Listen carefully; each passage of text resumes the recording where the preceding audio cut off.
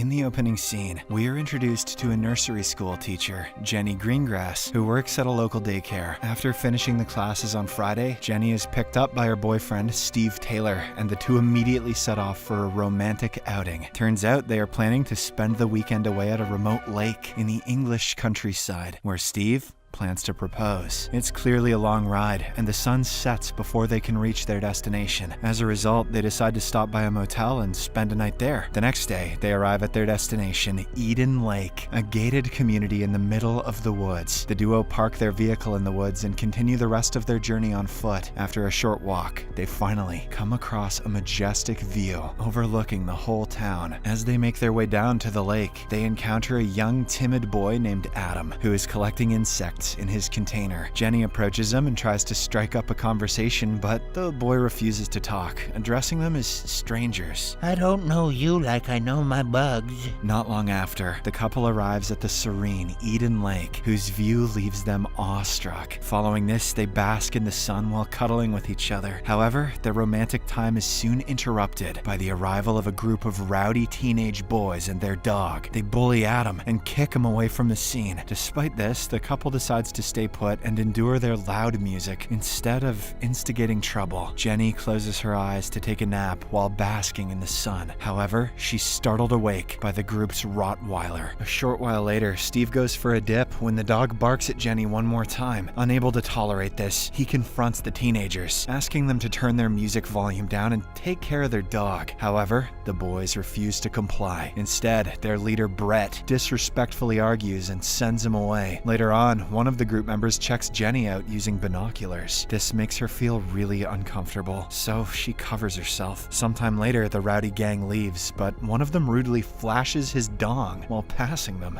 Check it out! In the aftermath, Steve sets up the tent while Jenny gathers some wood for their overnight stay. During this, she hears rustling noises from a distance, but opts not to pay attention to it. That night, while enjoying the campfire, Jenny again hears the sounds emanating from the woods. She tells this to her boyfriend, but he reassures her that there is nothing to worry about. The Rottweiler and his sidekick Dong Boy have gone home. The following morning, Steve and Jenny wake up to find their food supplies infested with insects. Now that they have no food to eat, they decide to drive to a nearby restaurant to satisfy their hunger. But as they proceed to drive away, they run over an empty bottle the hooligans left behind, which causes their tires to go flat. Steve then grabs a tool and manages to fix the tire before setting off. As they arrive at the town, Steve sees the unruly teens riding around on their bicycles. Furious, he opts to chase them, but they enter a private property and hide. Following this, the couple visits the diner, where Steve asks the waitress about the group of kids. However, she simply brushes off his concern, claiming that they're not her kids. After their breakfast, Steve spots several bicycles sprawled out on the front lawn of a house. Believing it to be the teens' house, he decides to head inside and complain about their activities to their parents. As he walks into the premises, he finds the door open and makes his way inside, asking if there is anyone there. The homeowner soon arrives, and he happens to be Brett's father. Steve realizes that he's a hot-tempered man, so he quickly makes his way out of the house via a window, narrowly evading capture. He then hurries back to the car, and the two drive back to the lake. Later, Steve decides to go scuba diving, while Jenny takes a nap on the shore. Upon returning back, he prepares to propose to her. But just as he's about to do so, Jenny realizes that their bag containing their phones, wallets, and car keys is missing. They then frantically run towards their parking spot, only to discover that their vehicle is gone too. Left with no other option, the duo make their way towards the town on foot. On their way, they narrowly avoid being hit by their own car, which is being driven recklessly by Brett. The psychopathic gang leader stops for a moment to smirk. This your ride? Before driving away. After this, the couple continues walking, and as the night falls, they come across the gang campfiring in the woods. Steve then approaches them to demand the return of his belongings. However, Brett says that he has no clue what he's talking about. At the same time, Steve's phone rings, so he proceeds forward to retrieve it. This instigates a scuffle between him and the gang, during which one of them pulls out a knife. Steve manages to grab the knife, and amid the brawl, he ends up stabbing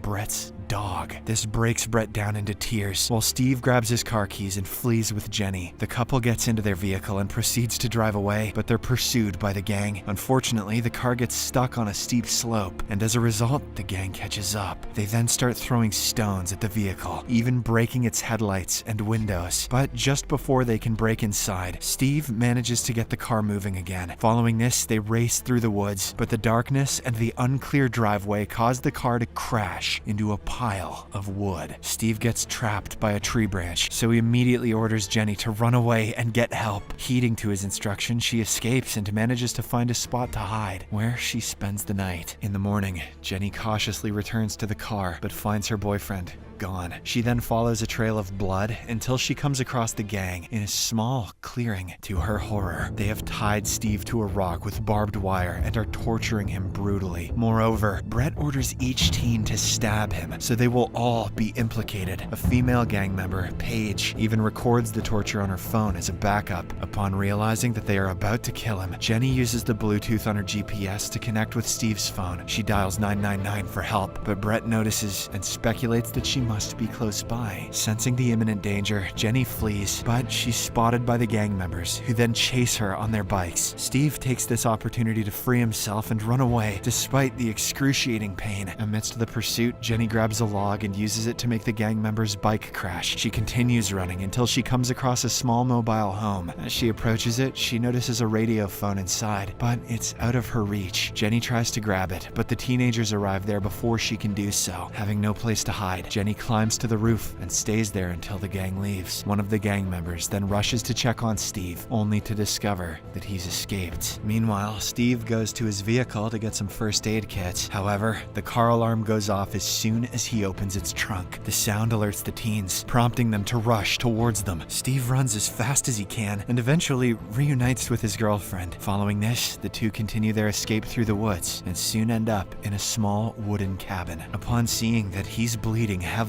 she attempts to apply some first aid. During this, she finds the engagement ring in his pocket, breaking her down in tears. She can't believe how cheap it looks. Shortly after, the teen gang shows up at the scene. They quickly enter the cabin, but only find bloodstains and leftovers of the first aid kit. Turns out that the couple have managed to hide under the cabin, submerging in water. After the teens leave, Jenny drags Steve out of the water and lays him down on the land. He can't move anymore due to his critical wounds on his body. Sensing the urgency of the situation, Jenny decides to go to town and get help. Before departing, she dons the engagement ring, promising to come back for him. But as she runs away, she accidentally steps on a big spike, which penetrates her left leg. This causes her extreme pain, prompting her to let out a loud scream. But before the thugs can find her, Jenny somehow manages to crawl to a hidden space and removes the spike. As she lays down to regain her strength, she's suddenly approached by Adam. She requests him to lead her out of the woods, but the boy instead texts the gang members, revealing her location. Should have known that if this dick likes insects, he likes the gang too. Unfortunately, one of them immediately shows up and knocks her out from behind. Sometime later, Jenny wakes up to find herself tied to a large tree trunk beside her boyfriend, who has already passed away. Brett then gathers some wood around them and pours on some gasoline, intending to burn them. His fellow gang members are noticeably disturbed, but they don't have enough guts to go against their leader. Brett instructs Adam to carry out the deed, also offering to accept him into the gang as his reward. Tired of feeling left out and bullied, the boy complies. Steve's body is burned first, while Paige films it, but in a stroke of luck, the rope tied to Jenny's body slowly burns through, providing her a chance to break free and escape. Infuriated, Brett pours gasoline over Adam and uses him as bait to summon her back. But when Jenny ignores his warning, the ruthless leader burns the boy alive. Jenny continues to run and soon comes across a trail map, which she takes to find her way out. Right then, she hears the teens approaching, so she quickly hides in a filthy trash bin to evade capture. After they leave, she exits the bin and arms herself with a glass shard. She soon spots a gang member named Cooper from a mirror, who seems to be willing to help her. However, Jenny obviously perceives him as a threat and stabs him with her weapon. She instantly regrets her action, but she can do nothing other than watch him die. Despite being overwhelmed with guilt, she presses on to find a way out. That night, the rest of the gang members find Cooper's dead body. At this point, a gang member named Harry loses his cool and blames Brett for all of this. He even resorts to calling the police, but Brett, who isn't ready to be imprisoned, beats him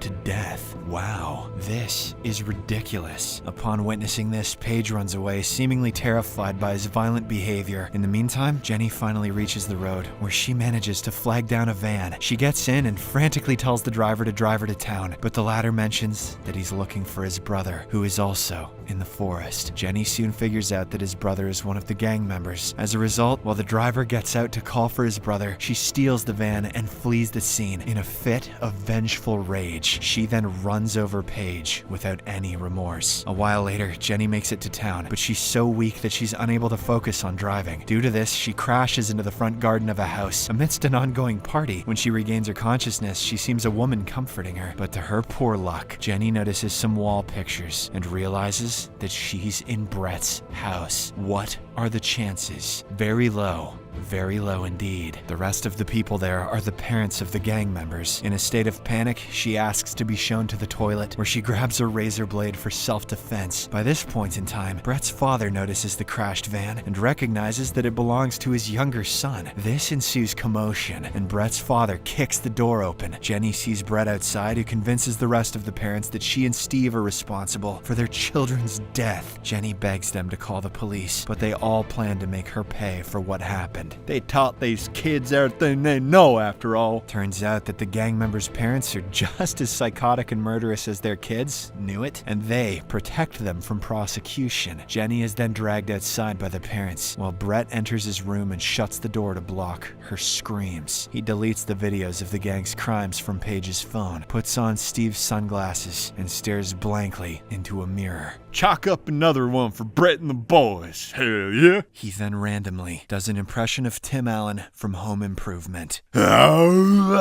Subscribe for more videos like this, turn on notifications, and leave a like to help the channel out. Thank you for watching.